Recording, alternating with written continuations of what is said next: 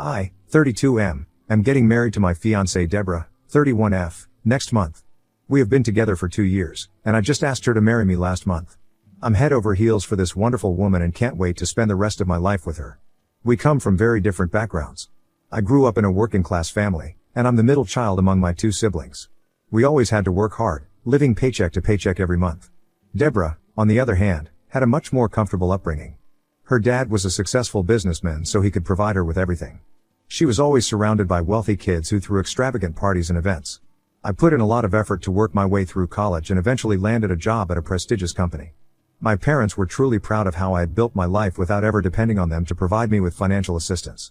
When Deborah and I met for the first time, it was at a mutual friend's party. Although we knew we were worlds apart, we still had an instant connection. We started going on dates, taking the time to truly understand each other, and with each passing day, we fell head over heels for one another.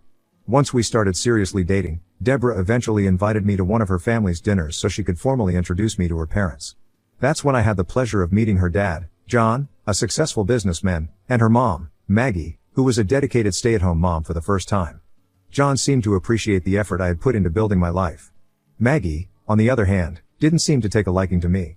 It was quite evident that she looked down on my upbringing, and I didn't fit her expectations for the kind of son-in-law she had in mind. Her disapproval of me was far from subtle. It was painfully evident. She didn't hold back in making it clear that her only child deserved someone she considered better than me. She would often cut me off in conversations, and her disapproving glances spoke volumes, making it a challenging and awkward situation to navigate.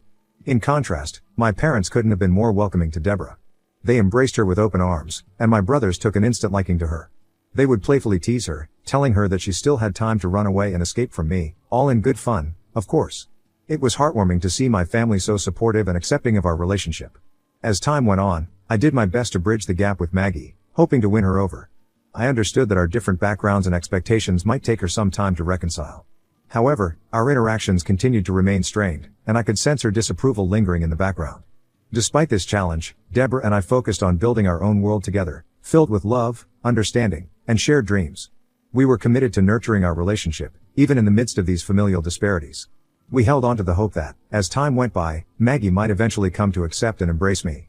Sadly, a year ago, John passed away from a heart attack suddenly. While he left behind substantial wealth, there were also unexpected debts that needed to be settled. Maggie had to make the difficult decision to sell her house and their car to cover these financial obligations when the bank came calling. Since then, she had to move in with us as she had nowhere else to go and has been living with us for the past 6 months.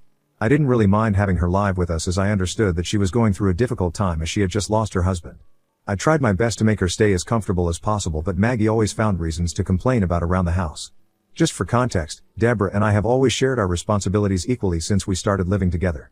Given our careers, we take turns handling tasks like cooking, cleaning, and doing the laundry as part of our routine. It's a way for us to balance our busy lives and support each other in every aspect. My parents had taught me to be independent from a very young age, so I loved doing my share of the household work. Maggie absolutely despised this and would make her disapproval obvious. Throughout her stay, she has made subtle comments about how a man doesn't belong in the kitchen or a man shouldn't be doing household work. Usually, I don't take it to heart and I ignore it as much as possible, but over time, her comments have become progressively more hurtful and insensitive. I have talked to Deborah regarding this and she agrees that her mother's behavior has been very difficult and hostile. Now coming on to the incident, I was recently promoted at work, hence I wanted to do something special to celebrate this milestone with our family and friends. We decided to host a grand event, inviting our close ones. My to-be Mill also extended invitations to some of her rich friends whom she hadn't seen for a while, particularly after her husband's passing. While I'm not one to flaunt things, I entrusted Deborah with the planning, and she went all out with the party preparations. On the day of the celebration, our house looked great. As the guests started arriving, Maggie seemed to be having a good time, reconnecting with her old friends. My fiancé and I were busy hosting our own friends and relatives. As the party was in full swing, and the guests mingled and enjoyed the festivities, I couldn't help but notice that my to-be Mill's behavior had taken a turn for the worse. She had a few too many drinks and her comments started to get more and more inappropriate. She was bragging about how expensive everything around the house was, particularly the decorations and the food, in front of her friends. It was becoming increasingly uncomfortable, and I could see that some of our guests were taken aback by her behavior. My fiancé and I exchanged worried glances, unsure of how to handle the situation. We attempted to stay cool as we knew Maggie had been drinking a lot since the morning. At one point, we ran out of wine, so I dashed to the nearby liquor store. When I got back home, I found my fiancé outside on the lawn, enjoying her time with our relatives. I served them the drinks and then headed back inside to check on the rest of our guests. That's when I heard my mother-in-law loudly laughing. As she chatted with her friends, I was about to enter the room when I overheard Maggie mentioning my recent job promotion to her friends and went on to describe how she had been living at our place for several months rent-free, all because I was a naive person. She laughed as she continued to say that she had finally landed a simp son-in-law and pointed out that I had been covering her expenses throughout this time while she lived rent-free in my house. Her words stung, and I was taken aback by what she was saying. Her friends were all laughing loudly at my expense. She then went on to say that she was set for the rest of her life now that Deborah was going to marry me in a few months. My emotions were in turmoil, and I struggled with how to handle the situation.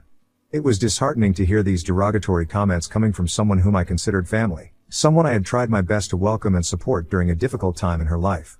As I stood there in the hallway, grappling with a mix of anger, disappointment, and a sense of betrayal, I contemplated whether to confront her or wait for a more suitable moment to talk about this. My to-be Mill then told her friends that because I came from a low-income family I would continue to be a hard worker to her and she had nothing to worry about.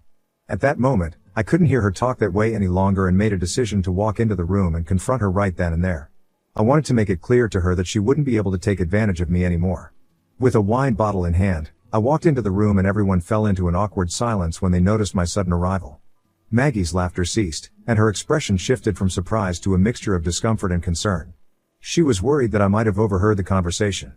Pouring wine for everyone and placing the bottle down, I faced Maggie and began to speak. Maggie, I couldn't help but overhear your conversation with your friends. I stood there for a good 5 minutes, listening to you talk about how you've used my perceived naivety to your advantage. I want to make it clear that I welcomed you into my house with open arms and tried to support you during a difficult time, particularly because you had just lost your husband. However, making hurtful comments like this in front of our family and friends, and laughing at my expense, is not acceptable. The room remained tense, with a heavy silence weighing down on all of us. I could see that Maggie was taken aback by the directness of my words, and her friends seemed equally uncomfortable. Just as the tension was at its peak, my fiancée walked into the room, a puzzled expression on her face as she tried to understand what was happening as I stood in the middle of the room. With Deborah now in the room, I went on to explain to her what her mother had been telling people about me. Deborah's eyes widened in shock as she tried to comprehend the gravity of the situation. Maggie's expression shifted from shock to embarrassment. I knew I wouldn't be able to forgive her for the way she had spoken about me. I asked Maggie to immediately leave my house. Maggie's eyes widened as she began to frantically protest, knowing that she had nowhere else to go. Deborah remained quiet as she understood how humiliated I had felt because of her mother. I remained resolute in my decision, emphasizing that I could no longer trust my to-be Mill to be living with us. I suggested she could find accommodation with one of her wealthy friends who had joined the party and were evidently relishing in laughing at my expense just minutes ago. Maggie looked around the room, helplessly as her friends avoided eye contact, and I couldn't help but smirk. I had reached my breaking point and was no longer willing to be used and taken advantage of. In that tense moment, Deborah, who had been taken aback by the unfolding drama, finally spoke up. She addressed her mother with a mix of disappointment and determination. Mom, you've put us in an incredibly uncomfortable situation with your behavior today. We've always tried to support you, but this kind of treatment towards my fiancé is unacceptable. Maggie, now caught between her daughter's disapproval and her own embarrassing behavior, began to realize the gravity of the situation. She had no easy way out and attempted to apologize, but I wasn't willing to be manipulated any longer. Still seething in anger and disappointment, I walked out of the room. The party soon ended and my to-be Mill apparently left to stay at one of her relatives' places. Since the incident, I have been receiving messages from people with a variety of reactions. Most of the guests seem to support my decision to stand up for myself, but there are some family members from my fiancé's side who are telling Deborah that what I did was wrong and that I should not have humiliated her mother like that. My parents, who were present at the party, supported me 100% and had my back. The situation has caused a divide between our families, and the mixed opinions are adding to the tension. So I wanted to post here so I could get an unbiased opinion. Am I the a-hole for confronting my to-be Mill in front of everyone after I caught her making fun of me and letting her know that she won't be able to leech off me? Update 1. Thanks to everyone for your feedback on my last post. Many folks have suggested that this incident should serve as an eye-opener to the kind of family I would be marrying into. I have received suggestions that I should get a prenup with my fiancé before we get married, which I honestly never really thought about before. But after the recent incident, I'm seriously considering it. That day after the party ended, my wife and I had a lengthy conversation to discuss everything. While my wife is completely on my side, it's hard to deny that my trust has been shaken. It's not her fault, but I'm worried about her family and how easily they could manipulate me in the future. Many comments have pointed out that my mother-in-law's subtle mean comments for all these months were a form of emotional abuse, and I'm starting to see it that way too. I do not wish to have her in my life anymore. 2 days after Maggie left, she called my wife, who chose not to answer. So, she sent me an angry text that read, "Adam, are you happy now that you've separated me from my daughter? I've already lost my husband, and now I'm losing my daughter because of you. Yes, I used you, But isn't that what a son-in-law should do, pay for his to-be mother-in-law's expenses? You could have bought me a new place when I lost my house, but instead, you forced me to live with you. You have more than enough to take care of my daughter, so it wouldn't hurt you to take care of me too. Her message left me seething with anger, and it was evident she felt no remorse for her derogatory remarks in front of her friends. I shared the message with Deborah, who promptly assured me she would address the situation and advised me to block her mother's number. It remains to be seen what happens next, but I feel emotionally exhausted dealing with this ongoing drama. Her mother's persistent unkindness towards me for no apparent reason, coupled with her unwarranted financial expectations, is really taking a toll on me. Update 2. Okay everyone, here's the update you all have been waiting for. In the days that followed, Deborah continued to handle her mother's attempts at contact. She firmly explained to her mother that the situation had become untenable and that she had crossed a line. Deborah offered to help her mother find suitable accommodations but emphasized that the living arrangement with us had reached its limit. Maggie's responses ranged from anger to pleading. She continued to accuse me of tearing her family apart and causing her more pain during an already difficult time. I had blocked her, so fortunately, she had no way to reach out to me. As our wedding was fast approaching, I shared my thoughts and fears with Deborah and she took it surprisingly well. My fiancé agreed that I wasn't wrong to have those fears in my head and told me that she was ready to sign a prenup so I wouldn't feel this restless and uncomfortable. I was taken aback by how understanding she was, and I couldn't help but feel guilty for having any negative thoughts about her, all because of her mother's actions. After that conversation, I felt much better about our relationship. We were starting to regain a sense of normalcy, when Maggie unexpectedly showed up at our doorstep a few days later without any warning. I was alone at home when I heard the doorbell ring. She had come to confront me, and her accusations and anger poured out when I welcomed her inside to sit. Maggie claimed that I had ruined her relationship with her daughter forever, laying the blame squarely on my shoulders. Her words were filled with frustration and resentment. "You think you can just control everything, don't you?" she exclaimed. "You've taken my daughter away from me, and now you're trying to push me out of her life. This is my family too, and you can't just dictate what happens here." As the argument escalated, her accusations became more personal and cutting. She accused me of isolating her from Deborah and said that she deserved to be living with her daughter. I took a deep breath, trying to remain composed in the face of her accusations, and responded, "Maggie, this isn't about pushing you away. It's about preserving the peace and well-being of our family. Your actions and words have made it challenging to maintain a healthy environment here. I'm not trying to isolate you, I'm trying to set boundaries," I continued. "Deborah and I deserve to have a loving, supportive, and peaceful home. It's not about control. It's about ensuring that our relationship is respected and protected." At that point, thankfully, my wife returned from the grocery store and I breathed a sigh of relief knowing that she could handle her mother better. She was visibly shocked to find her mother standing inside our house. Hurrying to my side, she asked if I was okay, concern evident in her eyes. I nodded morbidly, relieved to have her presence beside me. Maggie, now directing her attention toward her daughter, accused me of trying to be controlling of her life. She said that she won't let me kick her out of the house and she planned to live here if my daughter was going to be here. She accused me of trying to divide the family apart since her husband had passed away. Deborah seemed pissed as she explained to her mother that after what she had spoken about me, she couldn't just expect me to forget about it. She reminded Maggie that she never even apologized to me for the harsh words she had spoken in front of the guests at a party that I had thrown in my house. Deborah reiterated to her mother that she was not entitled to live in my house just because Deborah was going to marry me.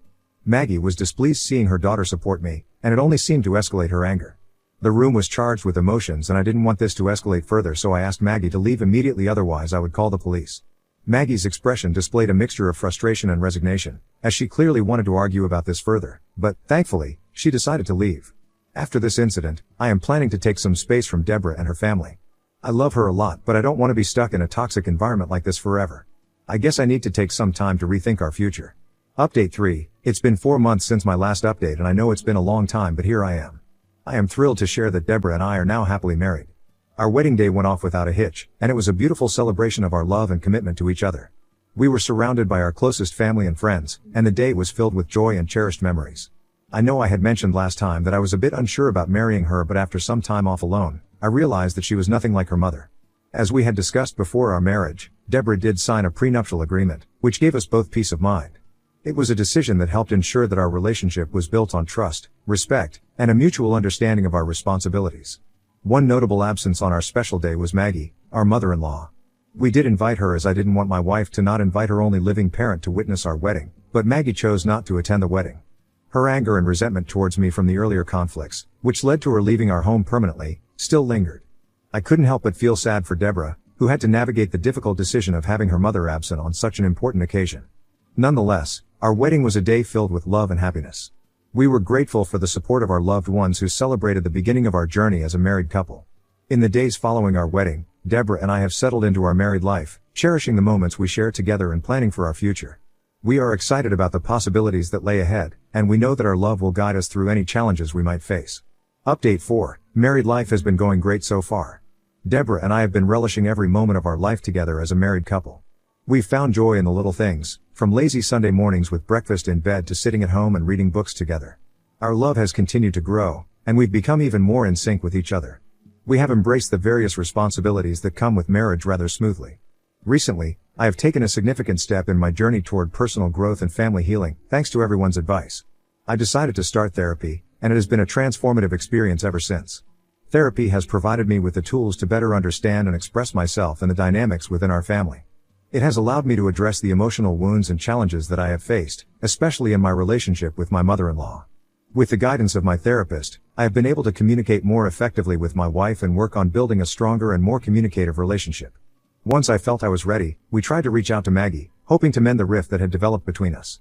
While it wasn't easy for me to reach out, I knew how much Deborah loved her mother and I didn't want her to live her life without being in contact with her only remaining parent.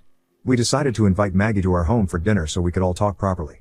Maggie had been staying at various relatives' places since the incident, and when Deborah first reached out with a dinner invitation, it took her by surprise. She seemed hesitant but also intrigued by the opportunity to reconnect with her daughter. She arrived at our home and we cautiously began with small talk to catch up on each other's lives. Deborah was the first to break the ice, expressing her desire to see a healthier relationship between me and Maggie. She shared how much she loved both of us and wanted to see us get along. Hearing this, Maggie slowly admitted that her actions had been fueled by a sense of loss and uncertainty after her husband's passing and that she had let those emotions cloud her judgment. She apologized to me for the way she had behaved and expressed that she didn't understand at first how much she had hurt me. I could see that she seemed genuinely sorry about the incident. The conversation continued, delving into the hurt feelings on both sides, the misunderstandings that had occurred, and the steps that could be taken to mend the rift. It was an emotional and honest discussion, marked by tears and heartfelt apologies. Deborah played a crucial role in facilitating the conversation, acting as a bridge between me and her mother. By the end of the evening, amidst a wonderful dinner, there was a sense of relief and optimism in the room. While the wounds of the past hadn't completely healed, the foundation for reconciliation had been laid. It was a promising start on the journey toward rebuilding the bonds that had been strained for so long. Since the evening, we have continued to meet Maggie during other family events, and there is no longer any awkwardness. Our relationship has gradually improved. Although I will never feel comfortable enough for her to live with us again, I remain patient and understanding, knowing that healing will take time.